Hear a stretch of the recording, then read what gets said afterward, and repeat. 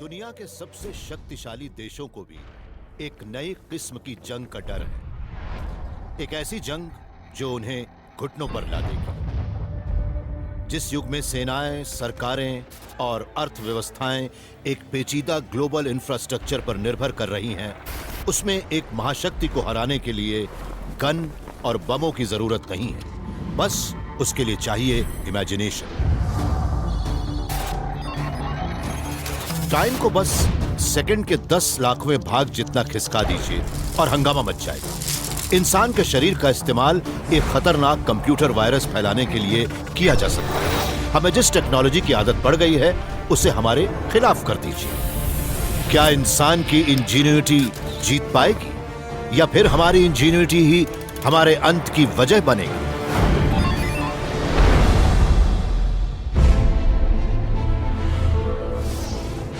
Space, time और खुद जीवन। जानिए ब्रह्मांड के रहस्यों को थ्रू द वर्म होल।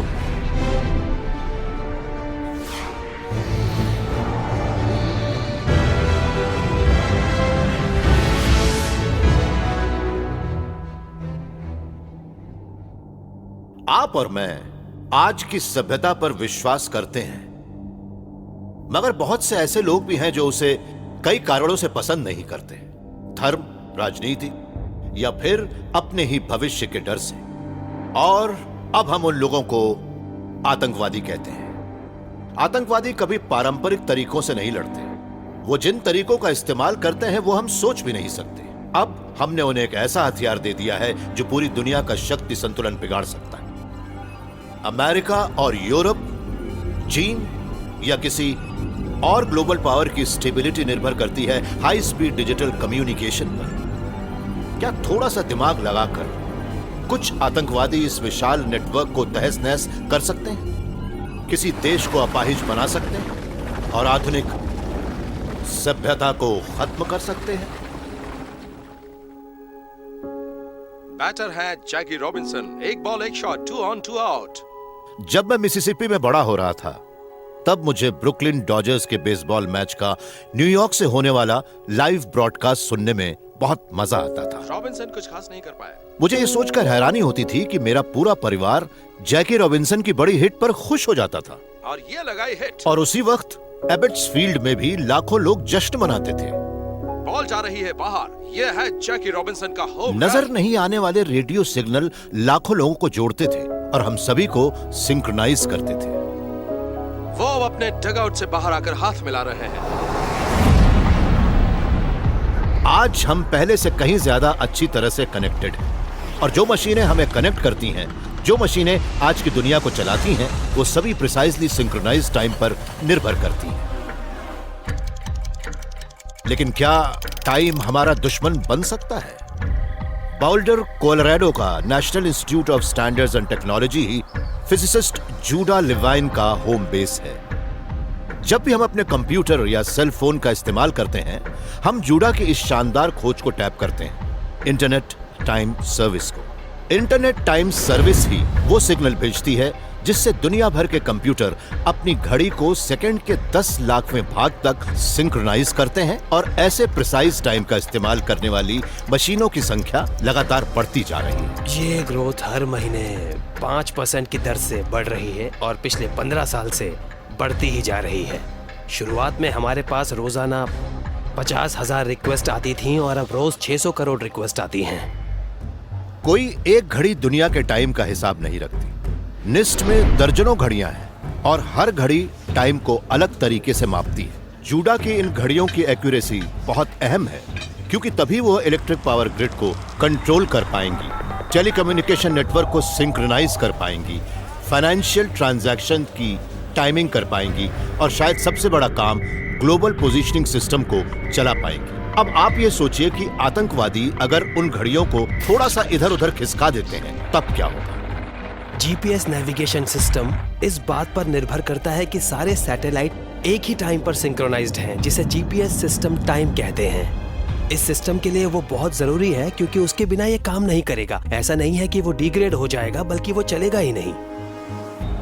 दुनिया भर में किसी भी वक्त पर आसमान में करीब 5000 विमान उड़ते रहते हैं। वो एक दूसरे से टकराए नहीं, इसके लिए कंट्रोलर टाइम, स्पीड और दूरी पर बड़ी पैनी नजर रखते हैं।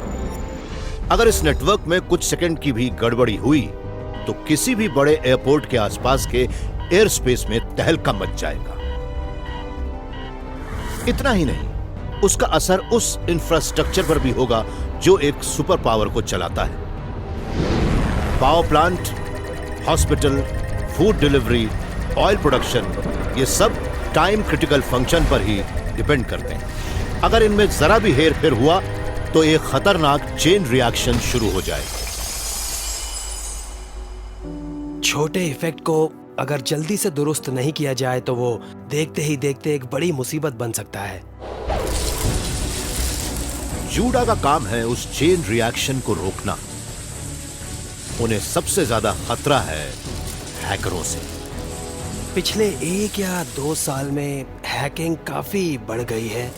पहले तो बस इतना ही समझना पड़ता था कि इन अटैक को किस तरह से लिखना है, मगर अब एक शख्स उन अटैक को लिखता है और उसे 50 लोगों या 5000 लोगों या 50,000 लोगों के बीच डिस्ट्रीब्यूट कर देता है, जबकि उनमें से बहुत से लोग ये भी नहीं जानते कि वो अटैक काम कैसे करते हैं। वो तो बस उसे कॉपी करके चलाने लगते हैं। ये प्रॉब्लम लगातार बढ़ती जा रही है।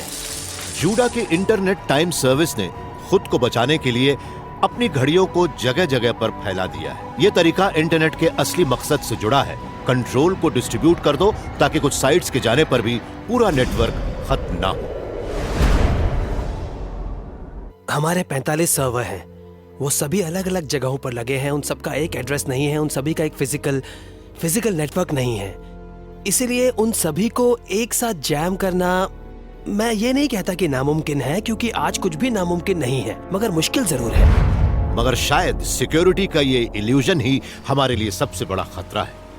हम इस भुलावे में रहते हैं कि हम सुरक्षित हैं, जबकि ऐसा है नहीं। लोगों की फितरत है कि वो जो देखते हैं या सुनते हैं उसी पर भरोसा करते हैं, खासकर तब जब वो बात कोई बड़ी हस्ती कहे। मैं काहिरा आया हूं अमेरिका और दुनिया भर के मुसलमानों के बीच एक नई शुरुआत के इरादे से। अमेरिका ना तो आज मुसलमानों का दुश्मन है और ना ही कभी होगा। लेकिन क्या किसी की बात पर भरोसा करना सही है? खासकर उस दौर में जब आज की टेक्नोलॉजी के साथ हम किसी की अच्छी बातों को भी आग लगाने वाली बात बना सकते हैं। मैं इस्लाम के खिलाफ जंग का ऐलान करता हूं। अगर कोई इस नकली वीडियो को असली मान ले तो देखते ही देखते जंग छिड़ जाएगी। इस्लाम ने अमन चैन की बजाय नफरत की आग भड़काई है। मैं इस्लाम के खिलाफ जंग का ऐलान करता हूं। आतंकवादियों से अपनी और अपने बड़े लीडरों की पहचान छिपाना आज सरकारों, सेनाओं और बिजनेस की टॉप प्रायोरिटी है। स्विट्जरलैंड के ईडीएफ रिसर्च इंस्टीट्यूट में एक शख्स ऐसी वर्चुअल जंग लड़ रहा है जो उन साइबर टेररिस्ट को रोक सकती। सेबेस्टियन मार्शल बायोमेट्रिक्स के एक्सपर्ट हैं।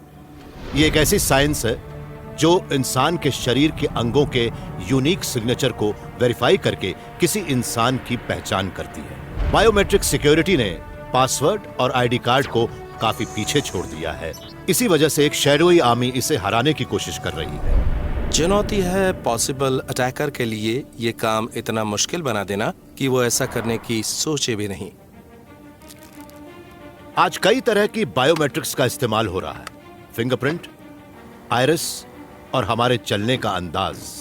ये बायोमेट्रिक जितनी खास होती है उसे हैक कर पाना उतना ही मुश्किल होता है। सेबेस्टियन यहां सिस्टम में सेंध लगाने वाले एक साइबर टेररिस्ट के साथ साथ सिस्टम के डिफेंडर की भी भूमिका निभा रहे हैं।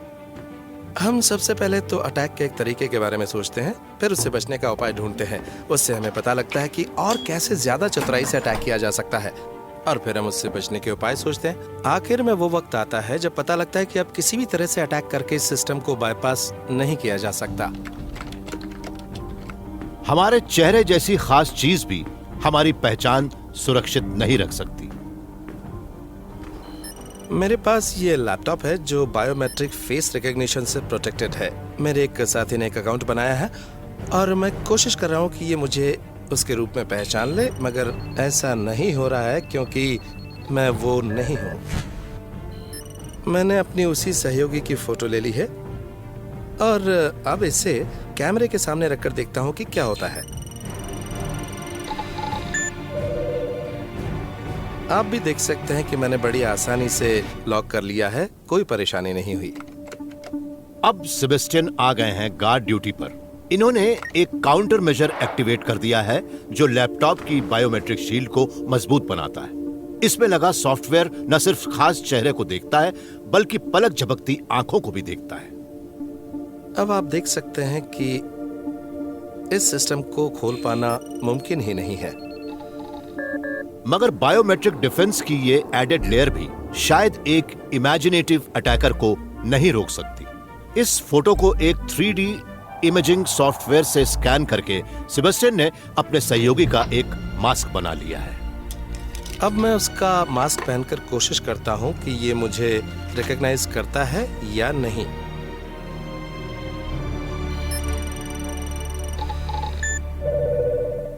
इसने मुझे रिकॉग्नाइज कर लिया है क्योंकि मैं पलकें झपका रहा था।